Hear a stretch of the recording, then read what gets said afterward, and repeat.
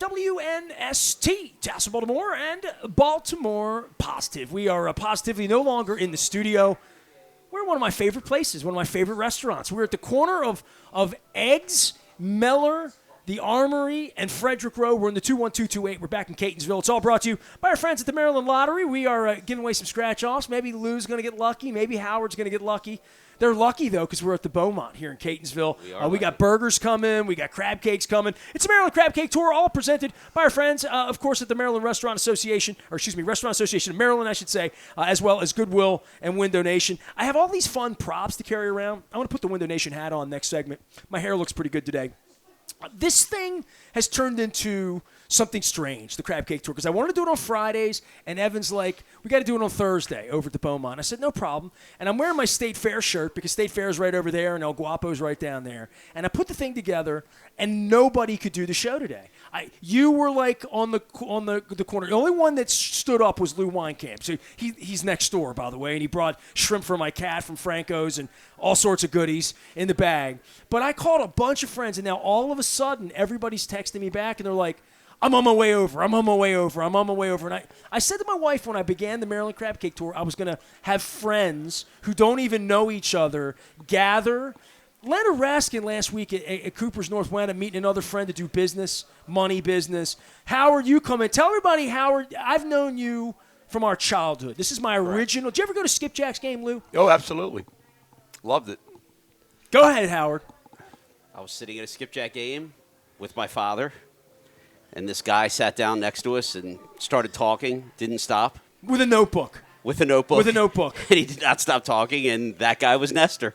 And the rest is history. Well, I wanted you to read my game story. I figured the best way to market my game story for people to read it would be to go down and actually mingle with the fans. There were only 800 people at Skipjack games. Yeah. How could I not know all of them, or at least most of them, right? Yeah. You did, and you pretty much got to know all of them. Now, Lou is in the law business and the Italian food business, but you were a customer next to you. You love what Catonsville's become, right? I mean, absolutely. We've got a lot of really good restaurants now. It's really developed over the last 10, 15 years. Incredible new restaurants, and it's just it's a hot spot for the area. Swear to God, he's got a law firm around the corner doing family law. Lou Weinkam. You can look him up on the internet or come find him in Catonsville. Probably find him behind the bar at one of these places here, or upstairs in the office doing what he's doing, pushing papers. And you love this restaurant, eating at it, and you decided, well, yeah, I don't want it to close, right? Literally. Right. Yeah, my friend owned it, and I worked with him on it, and it just was too much, and it is too much for anybody. It is too much for anybody. He was smart to get out. Howard's been in different businesses than the business he's in now. So Howard knows, well, sometimes you get in these things, and it just worked out for our family to get it, and it's been really a wonderful thing to do. It's got challenges, but it's been a great thing to do. It's great when the environment – Howard, do you come to Catonsville often? We do. We come here. State Fair, of course. Here, State Fair. El Guapo, is that the name of the Mexican place? Yep. So we frequent Catonsville. We like it. It's easy to get to. You hop right off the Beltway. You're here in 2 minutes. Well, I mean, Muller's always talking about it being sort of like, and look, no offense to Dundalk. I love Dundalk. I go to the Heritage Fair. Dundalk, if it could grow up and come back to life in a way that maybe I remembered as a kid, there would be a veterinarian store here and a Jennings over there and a church over here and an open place here and a barbecue.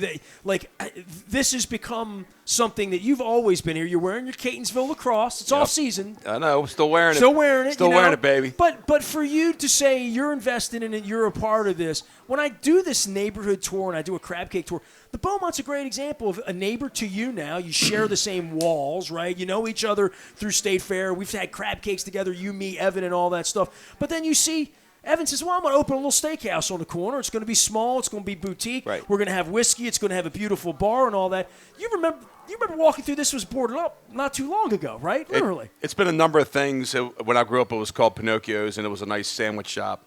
And then it went through a couple of different, incarnations of things. And the Beaumont's been terrific. They've been great neighbors to Franco's. All the staffs get together and share things. And I was just talking to Brad back there a little while ago. So we all, share each ideas. So it's really a nice, even though you think you're competitors, you're really not. You're really trying to get the best of everything, so you have a bunch of nice places so people can choose and say, I feel like a steak tonight, I'm going to Beaumont. I feel like, pasta, I'm going to go to Franco's. And it's not really competing. It's just having options for people. What's where I bring Howard into it? Because Howard, you bought a place in Canton many, many moons ago to Canton Cabana, Yes. Rama.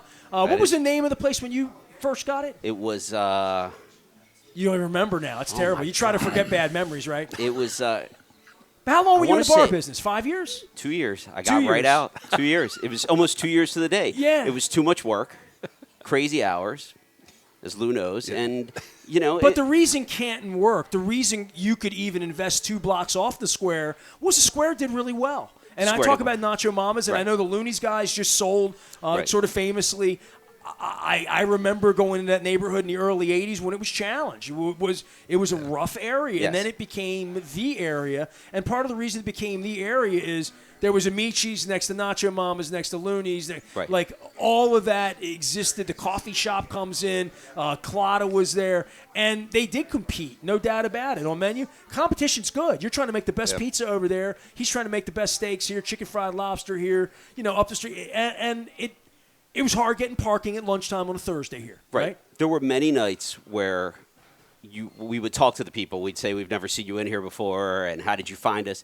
Oh, we were up on the square, and there were lines at every bar, and we came over. So the more people that came to the area, the better it was for our business. And it's the same thing along this strip. The more people that come to Catonsville and discover a new restaurant, the better it is for Catonsville. Why don't we bring your friends together and telling some stories? And you're both sporty guys, so we'll get to all that. We'll get the plugs for Duck Doctor, and Howard's been my friend. Howard and I met in 1985. Yeah, 5. I was covering Skipjacks. By the way, the last time I was in the Beaumont, and this is for my soul, okay? We were sitting at this table in this spot with Gene Ubriaco and Noah. Oh, right. I Noah remember sat that day. there, Gene sat there, my wife sat here, I sat here, and we laughed, and we had Italian, and we crazy, and Canada and the U.S. and hockey, and telling old stories. But, like, bringing this thing together and bring people together, you're running a business now. We're 30 years. He and I had a DJ business together. Chased some girls, did some late-night bars. Did you find any girls? You chased them. Did you find any? Occasionally, they caught me. Might have Occasionally, ran. they caught me once or twice. Right. We were doing a Funky Cold Medina or playing some Tone Loc or playing some Okay. Coolio. I mean, Coolio. R.I.P. to Coolio. Yeah. Hey, come on, dude. Fantastic Voyage 1, 2, 3 Yeah. brought him out on the I dance know. floor. Yep. It did. Every time. Every time. Every time. Yeah. And this is back, dude, when we had to lug toolboxes. Oh. We had equipment. My PV 1502, it weighs 65 pounds. Mm-hmm. It's hard back with these arms on it. And I was a younger man with my back, I loaded it in the back of my Jeep or loaded it in the back. He had Critics' Choice DJ, so we would do weddings, bar mitzvahs, parties, I mean, outdoor, indoor, on boats, outside, good weather, bad weather, but lugging all of this stuff. Nothing in my life, and I told you this last time we got together, Fadley's, nothing in my life was more stressful than having to DJ a wedding and knowing you are a flat tire, car accident, rainstorm, traffic, whatever, anything that could go wrong. Right. Between me getting to Michael's 8th Avenue down in Glen Burnie and DJing Trina and Dave's wedding, on their day, mom, dad blown 50 grand, like, where's the DJ? I know. Oh, my God. I mean, there's no backup plan. There's no backup plan for a wire that breaks in the middle of a wedding. How horrible were those boat jobs, though? Oh, my God, dude. I mean, you had to. You couldn't park next to the boats, so you had to park far Harbor away, place, drag man. your stuff. Oh, my Then go God. park, sweating profusely. You almost needed a hotel room to go shower. I did a wedding at Johns Hopkins on the campus there in the most beautiful room that was built by Johns Hopkins, right? I mean, it was like 1625, whatever, right? It had the spiral staircase, Oh, Jesus. no elevator, no way to Oh, get to the third shit. floor or fourth floor. And I'm thinking, and the kitchen was so every hors d'oeuvre had to go up this, Right. and you couldn't mess with the house because it's a historic landmark, right? It's like messing with Babe Ruth's house or something. Like, it's just narrow and the floors are crooked, and that's just the way it is. Yeah. Man, I'll never forget. And it was 92 degrees. It was. There was it that place. awful. There was that place in Dundalk that had the spiral stairs. That was like a catering hall. I remember that. Yeah, I don't even know the name of it, but Del Capri. yes, It Del was a Capri. Del Capri. Right. I mean, That's your DJ right now.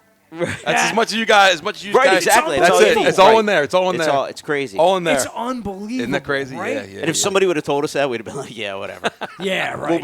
we'll be driving around in flying cars. iPod. Right, yep. What's an iPod? Right, yeah. But as time goes on, I want you to talk about your business. Certainly talk some lacrosse. Howard, Duck Doctor's what you do. You've sold dog food. You've had literally. I mentioned Loyal Companion over here. My bud Brad owns that Right. joint. But for you with what you do now, I needed him, man. I mean, I had a dusty old project, and you came in, and this is the time. My wife's been sneezing. I've been sneezing.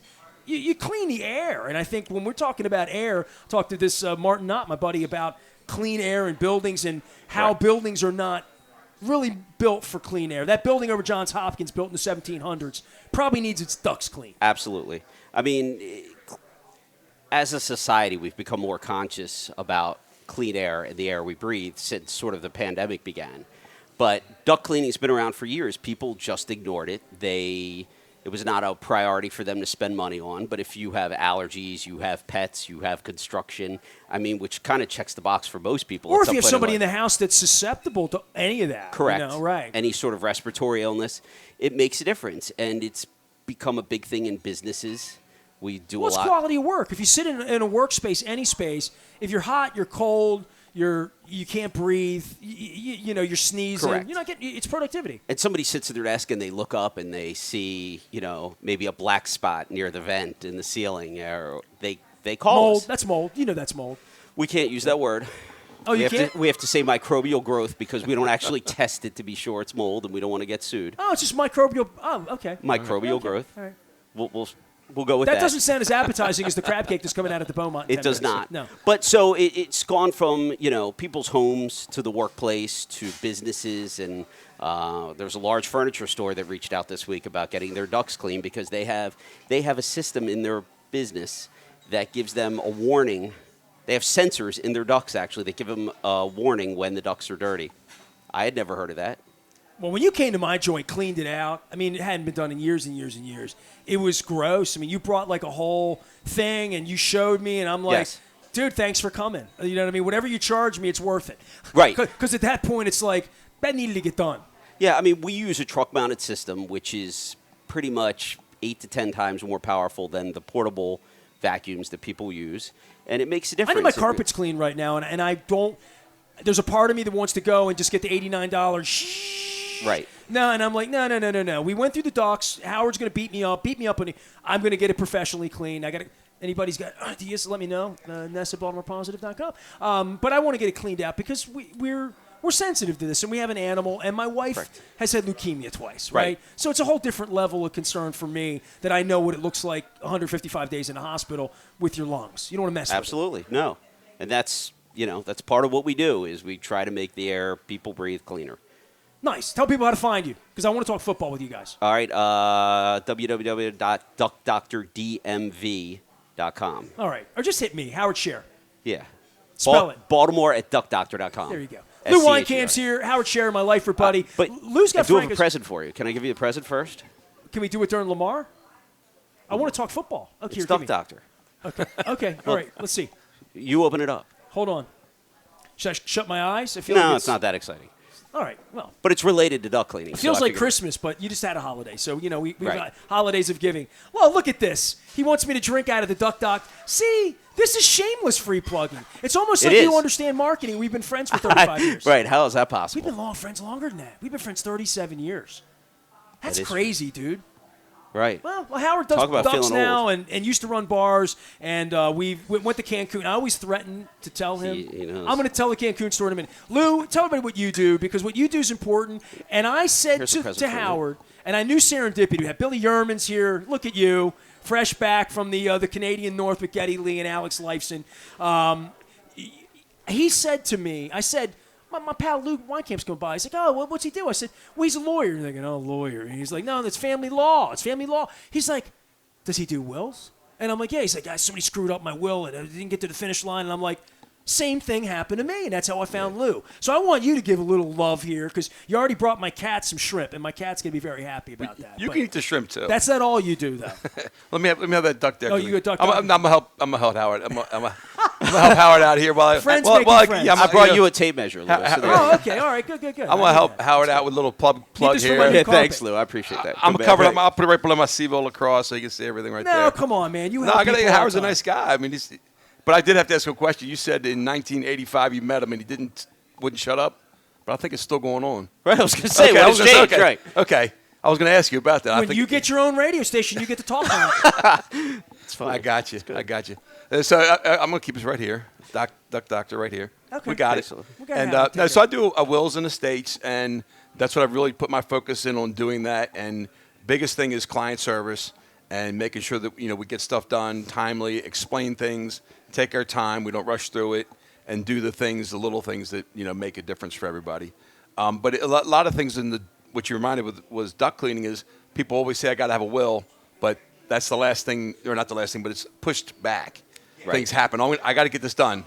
Then a year goes by. I got to get this done. We had all that time during the pandemic, Yes. right? And it's like Jack Nicholson in The Shining. You had your whole life to get a will done, right? Right. Literally. Right. And COVID pandemic did get people to realize, not besides a will, but like have an advanced medical directive, so that you have somebody there to make medical choices for you if you're not able to do that for This yourself. stuff so important. So Very, And very we don't important. talk about Right. it enough. And when I invite you down, I think, it's Lou. He's my buddy, and we've got some Francos and great pizza, and he's next door. And I'm gonna have the chicken fried lobster. And my wife wants me. She's gonna order it when I leave at 4:30, because she's been wanting to come here all week, and I'm like, I'm doing a show here on Thursday. Right. I mean, I'm not coming in for dinner Wednesday night.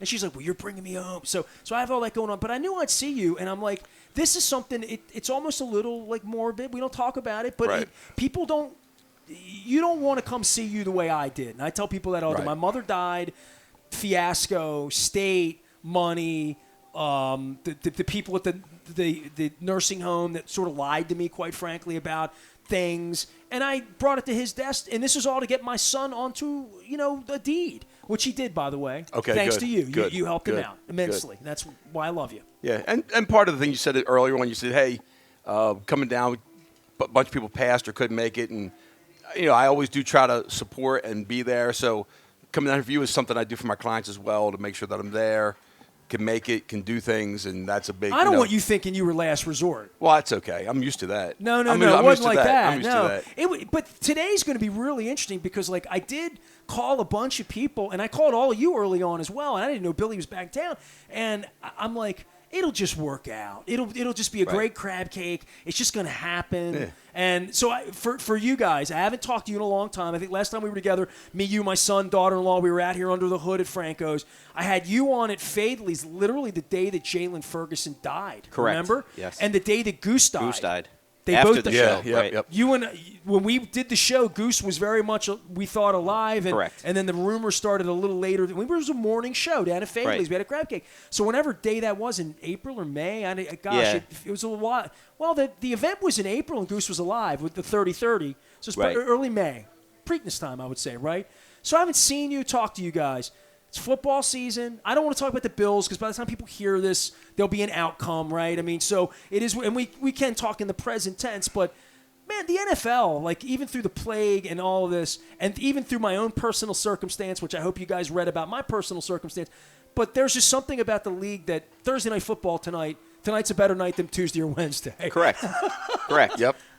Although Wednesday night there was preseason hockey on TV last night. He's all about the puck, man. Oh, okay. But yes, the NFL, I mean, marketing geniuses. I mean, it's everything in this country.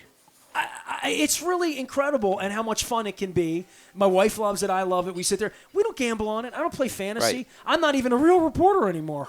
But the interest and the passion and all of the years, and the years start to stack up when I see, somebody shared a Johnny Unitas in the Chargers, blue Thunderbolt the other day. Yeah. And I start thinking, man, that was 50 years ago. It's why they're sharing the picture. It's a 50-year-old picture. Right. There's a picture of Johnny U and Joe Namath on 33rd Street. You see that picture? Yep. In this iconic Jets jersey after they had just, had a 49-34 AFL style Might have been that shootout, 70 Sports It was or a whatever. 1972 Yeah, but it shot. might have been that Twitter. Yeah, that 70 that Sports. guy's great. He's Yeah, funny. But the sports brings us together. And, lacrosse season's all year for you, right? Well, yeah, I just I coach the high school when I take off, and let the dads and coach the off-season program. So I'm laying low now. It's enough for me to coach in the 2 hours every day for 8 weeks is a lot of work. How many kids are three-sport these days? I mean, do you have There's other- not many. Your lacrosse players aren't kicking a soccer ball right We had now, a couple. playing football. There's a lot of two-sport. Okay, A lot but of not three. soccer and lacrosse kind of match. Okay. But in the winter, there's not as many that can play basketball or wrestle. So winter, they start picking up a lacrosse stick and getting ready. Yeah, we go all year round. I mean, they're practicing. I'm just not there with them because we're not allowed to do anything with them in the off-season coaching-wise. But the kids all play, and I got a great group of kids at Kingsville High School. They do it on their own. You don't have to tell them to do anything. They show up and do their own. They go work out. They get together, play catch together. And it's a really nice, tight-knit group. I never would have thought of Catonsville as a lacrosse community in my era, right? Like, you grew up, went to Randallstown, right? Yes. And I'm from Dundalk. You went to Catonsville. Yeah. My God, I mean, it's the three corners of the county, like It literally, really is, right? yeah. I mean, and I was in your gym with the big ram, Yep. right? I mean, I wrestled over there. Catonsville, I've been in many times when Jeff Moeller was shooting hoops and Don was the principal down the street here. Yeah. Bloomsbury, Tom Cap lived down the road here, so I spent time in Catonsville. Not time like we're talking about. Just I want to reset. We're in Catonsville. We're at the Beaumont. I mean, the Beaumont, Franco's, State Fair, Jennings, all these great places down here. I didn't think about it in those terms 30 years ago, so it's wonderful to be here in those terms. But I would say for sports, I was from a baseball neighborhood.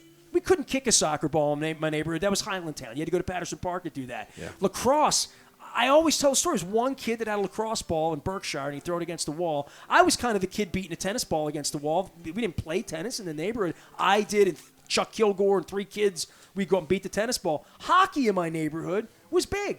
Kids played roller hockey. Kids went up and ice skated up at Patterson.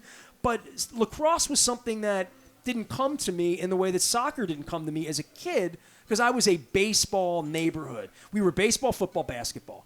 We had a basketball net in the court that the bases did. We always shot hoops. We could do that 10 months a year. We weren't building snow forts. We played football down on the end right around now when the leaves changed. We played football through Thanksgiving, snow games. Yep. And then baseball the minute we weren't freezing. Basketball in the gym in the winter. Yep. But I can't imagine a childhood when I'm 9 and they're like, you are a lacrosse child, pick up stick, play 11 and a half. Or you are a baseball pitcher and your arms touched by God, like the kid down the street here, right? And you're doing that 11 months a year. That's modern sports, right? Sports have changed a lot. Sorry, Lou. No, you go ahead. Yeah, I was just going to say, well, you're hockey, right? Right. I mean, look, the youth kids. I mean, the youth today, they're not just playing rec or school; they're playing club. And they're going to trainers that are helping them excel in their sports, get college scholarships, maybe eventually get a shot at the pros. I mean, it's just a different mindset than it was when we were kids. It's just not going in the backyard and playing anymore. Yeah. So how many kids are getting scholarships? Very few. Okay, fair enough. I was going to say when you talked about that, a lot of parents will come up and say, "Oh, how do I get my kid a scholarship?" And I look at them and I go get them a book and I say, "Have them read because there's more academic scholarships than there are." For lacrosse, every college gets 12 scholarships, but there's 40-some kids on every team. So even the All-Metro Player of the Years get like a quarter of a scholarship, or if they're really good, maybe and every half. kid has a dream of this in the 7th grade, and then the reality of grades, finding it, excelling, being that good, and the sport itself has exploded. I mean, exploded in a way when Gary Gate would come and sit with me at the barn 20 years ago talking about Canada and box lacrosse and indoor, and I still don't understand the financial backbone of anything pro related. I mean, I've been waiting my whole life for that, but to see kids with sticks everywhere in this community, it's not just Long Island anymore and Syracuse and outskirts of Philadelphia, Denver. I mean, but Notre Dame, I don't need to tell you, but it's really an amazing. You're competing with the world if you have a lacrosse stick at Gilman right now. Right? Yep, that's true. No, the lacrosse players come from all over, and there used to be Long Island and Baltimore, 50 years ago, were the hotbeds, and it was sort of an elitist sport, and now it's not so much. Dundalk plays it, is what you're saying. Well, they probably got a squad out there, but the other thing that's really happened to the detriment is this club mentality, and my personal opinions. I grew up and I played a different sport like you, soccer, football, then basketball, rec. Yeah, I did rec. Everything was rec. And then if you were good on rec, you would get invited to be on an all-star team for a special one tournament. But, a lot of kids now do throw a baseball from the time they're 5 to they're 16, and their arms are torn up by the time they're 20 because it's a lot of stress. Fall ball, winter workouts, then the spring, then the summer tournaments. And it's all those sports. So I prefer all my guys in lacrosse to play other sports. Just give themselves a break, give themselves a condition, and you learn, and I think you develop better in the long run. But this is a psychological thing. It's parents who are so worried about making sure their kid is the best. And they're doing it with good intentions. Right. But it's overdoing it. It's just overdoing it for these kids. And that's why when they get to be like 12th grade or I don't feel like playing anymore. Well, I'd rather have a kid who wants to play when they're 25 than a kid who plays when they're 5. No, I told you my cousin. My cousin was an excellent tennis player, right? She got a scholarship, went to Arizona. The last thing in the world she would do right now is pick up a tennis racket. She learned to hate it. It's she just learned to hate. Right. By the time she's 30, she's like, I don't want to ever touch a racket again.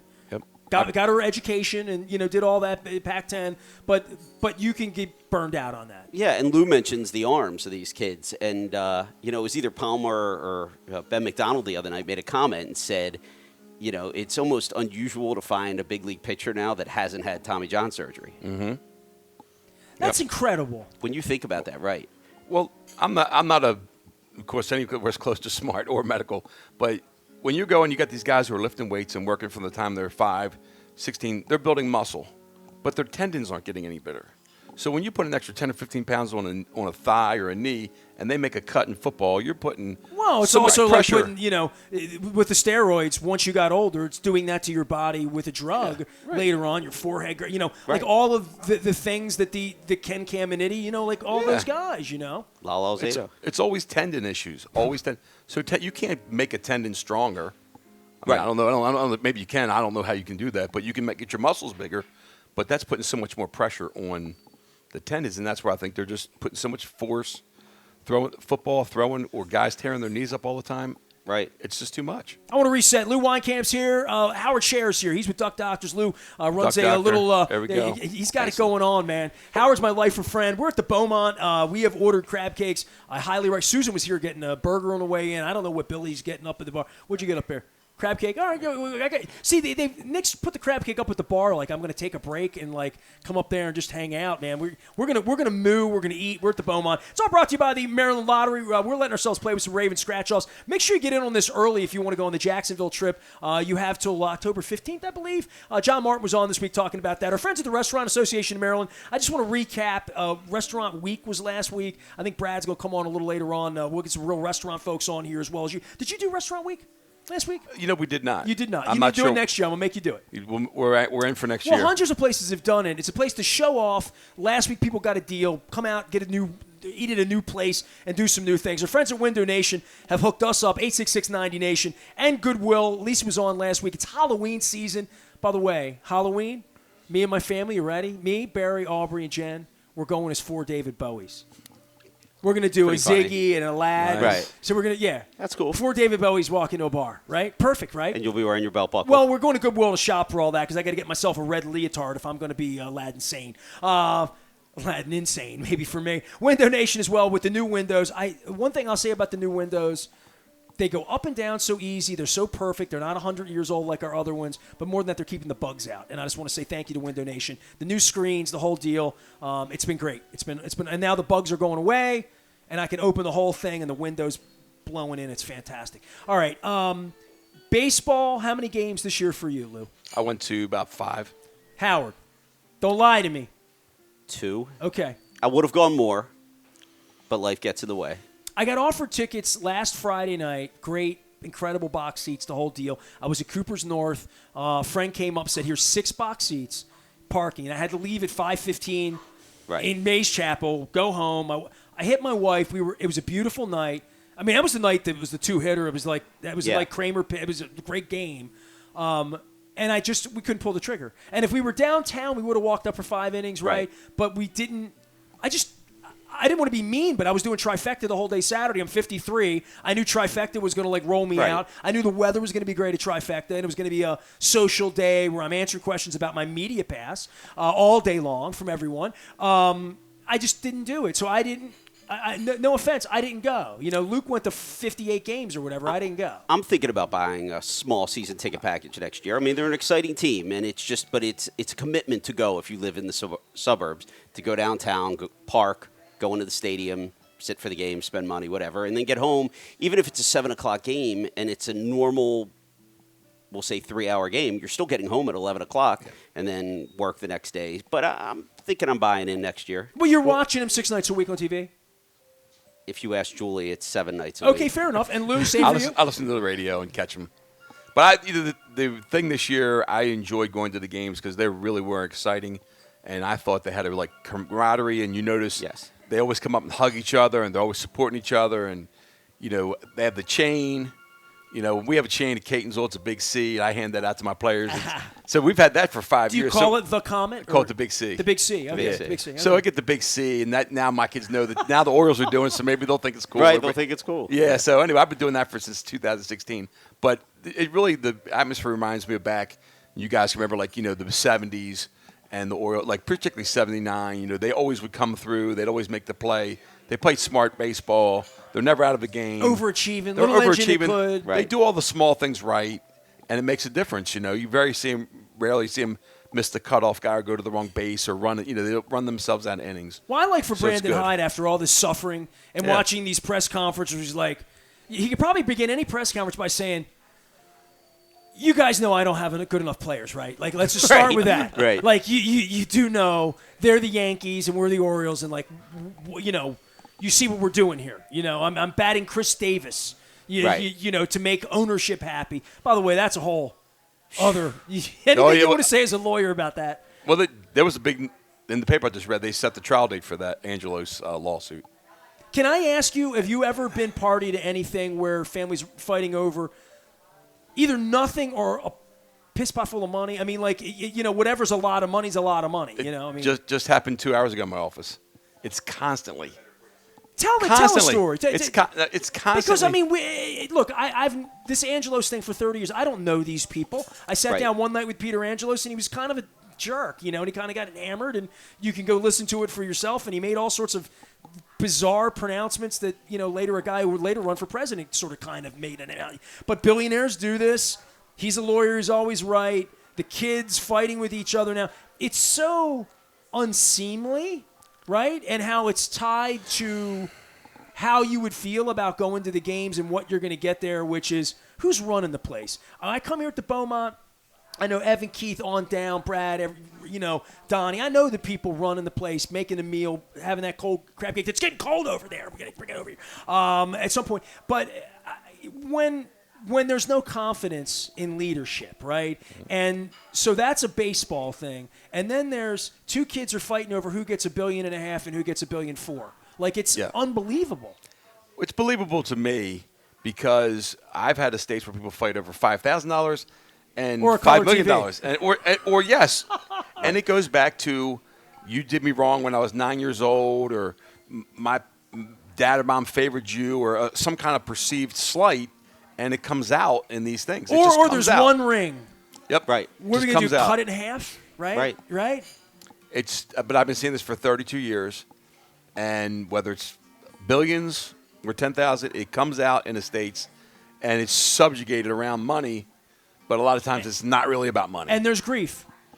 And there's grief, and anybody that's in it, it's always a shame. But my dad had a great saying. He said, "Where there's a will, there's a relative."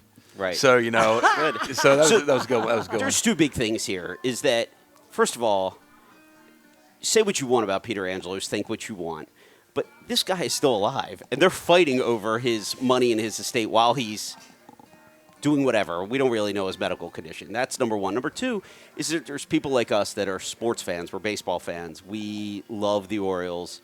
And they unfortunately might suffer because of this battle going on that has nothing to do with. I famously, my parents, I was estranged from my real parents. My Right. my real father died about 4 years ago. My real mother died about 7 or 8 years ago. I was at a Stones concert in San Diego when that happened, right after my wife survived. So, I can see getting sideways with relatives. I've been there. You know what I'm saying?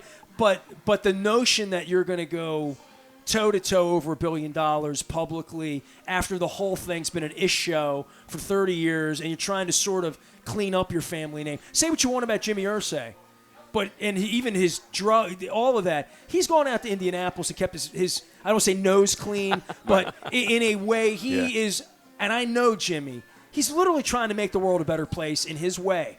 Whether it's singing songs with the REM guys, which was one of the highlights of my year this year, going up and being a part of that thing for mental health, which he's doing it for mental health. There is a part of leadership that you can turn the page the way the Chicago Blackhawks, Mr. Hockey guy here, right? I mean, famously, that guy was a creep. Kid takes over. They're winning Stanley Cups.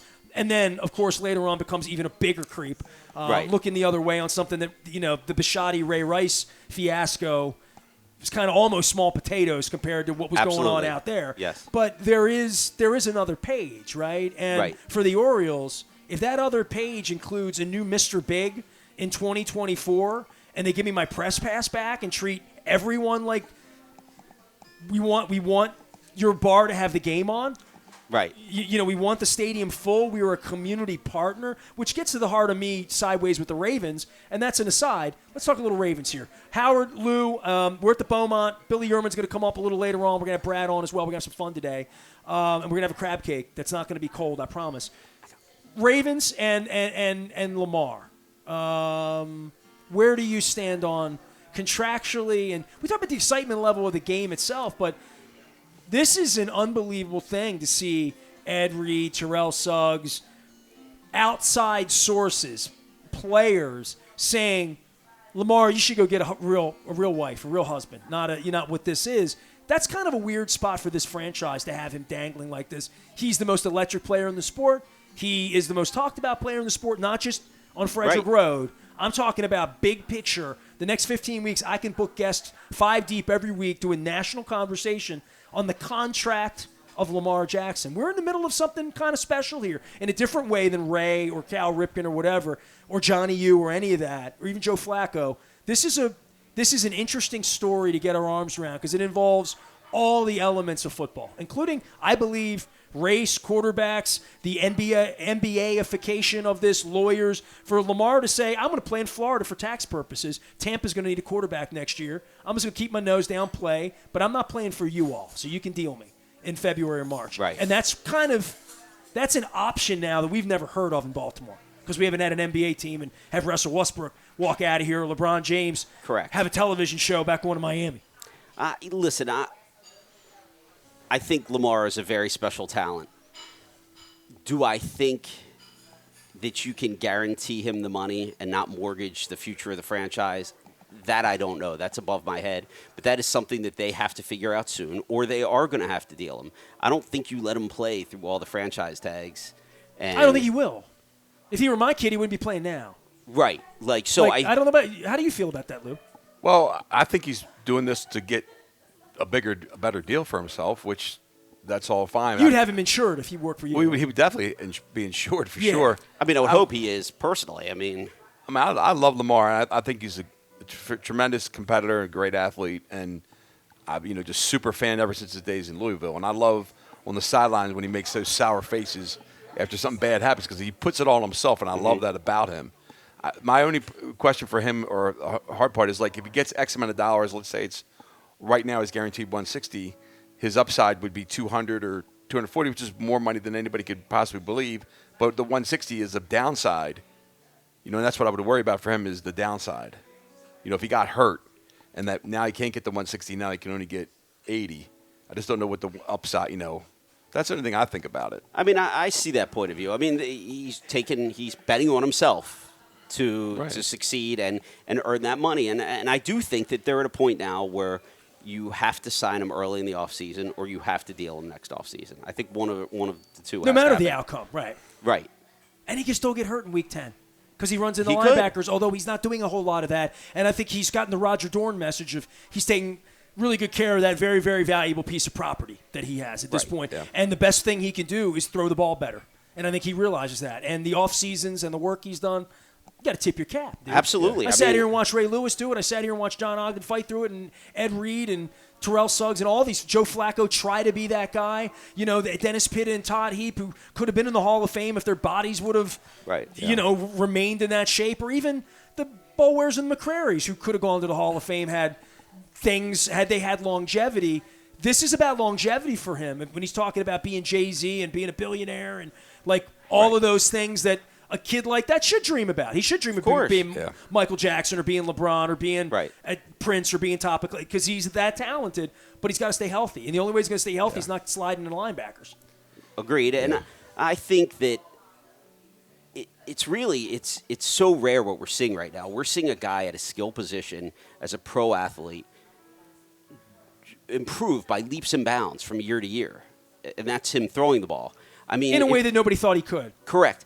I mean, all how many the evaluators looked at him and said, "Nah, running back." I mean, think about how many pitchers have come along over the years in baseball, let's say, and you've seen them take huge. They've always had the stuff. It's just refining it at the big league level. He's really reinvented himself as Jake Arrieta, right? Right. Or He's Kurt the first one that came to my mind. You know, guys Right. that were underachieving at one point, and Correct. then Greg Maddux. I mean, he turned the key and But found location. I don't know if Lamar was underachieving or just hadn't refined his skills, and he's really refined them at the pro level. When those guys, you could probably argue, were underachieving. Well, when you're the fastest guy on the field, how much better do you have to be if nobody can catch you to begin with? Correct. Right? Literally. He's unbelievable talent. And I think that for Lamar, I would love him to stay a Raven, but I would be excited for him if he got 250, if he was on Tampa Bay, because he's just worked hard. Yeah. He's really worked hard, and all the athletes deserve that. And I like the power to the players has been. Well, the power to player for him is if he wants to play somewhere else right now, this is the opportunity, and that should frighten people around here. But we talk about baseball. We lost Machado because they screwed it all up because it's poorly run. I mean, if it was better run. And look at the Red Sox right now. I spent last week talking to Bob Ryan and Dan Shaughnessy and those guys. It's a mess because it's not being run properly, right? Right. Well, I'm in a place that is being run properly. The Beaumont in Catonsville. Also, one thing, they don't have Beaumont shirts. So I'm wearing the State Fair shirt. I have the El Guapo shirt. I need to get a new one, a freshie. I'm starting to wear through these. They're starting to get cracked a little bit pre-pandemic. Lou Weinkam's our guest, Howard Scher. Howard runs Duck Doctor of Baltimore. Make sure you're checking them out. Get your ducks sucked. Don't have dirty air.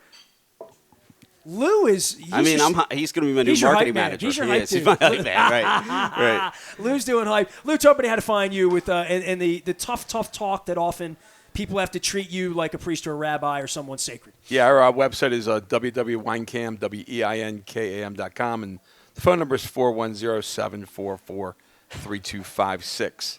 So you can call there and get a hold of me anytime. Maryland Crab Cake Tour presented by the Maryland Lottery.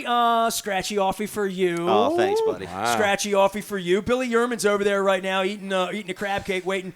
He's the only one going to be fed on the program. I'm going to sit here and eat and let Billy talk about Bruce Springsteen. Also brought to you by the Restaurant Association of Maryland. Restaurant Week was last week, but I'm going to bring Marshall back on the program one of these Fridays as well. Our friends at Goodwill remind you it is Halloween season. If you're going to dress up as Aladdin Sane or Ziggy Stardust, make sure you're getting out to Goodwill. Jen and I dropped off. We filled the entire car, soup to nuts, brim, and we thought it was 2 trips, but we shoved everything in there, and we dropped a whole bunch of stuff off at Goodwill last week. Win donation as well, 866-90-NATION. I invited Eric out today. I invited a whole bunch of people out today, but only my real friend showed up. Howard's been my friend since 1984. Lou's out here in Catonsville. Billy Yerman's coming up next. Brad, who I've known from the prime rib all the way back here to the Beaumont. We're at the Beaumont in Catonsville eating crab cakes, eating cheeseburgers, as well as the... You ever had the chicken fried lobster tail here? That is a big hit here. It is. It's great. Yep. Look at both of you. You're just like, yeah. I thought about it when I looked at the menu. Yerman, did you look at the chicken fried lobster? Yeah, we'll get that on the... Yeah. We'll split it. Oh, next segment. So, I woke up this morning and Jen's like, how's day going? I'm like, well, I'm going out to Beaumont. She's like, who's your guest? I'm like, I have no idea who's going to. I mean, it may just be me monologuing like Howard Beale sitting in the window here, right, like Harbaugh after a West Coast game. And instead, it just turns out I'm going to be talking about Springsteen, the United States of America, Canada, my tour of Quebec and Ottawa with Pearl Jam, and eating chicken fried lobster with one of my favorite people, Bill Yerman. It's a good day. Good day, man. Good day. When Jen, you know what? I'm going to take a picture right now before I even take a break of who showed up because Jen was really worried that I didn't really have any friends. So if I get all of you in the wave, she'll say, turned out to be a good day. It's Baltimore Positive. We're in Catonsville. We're rolling on. Back for more in the 21228 where life is great.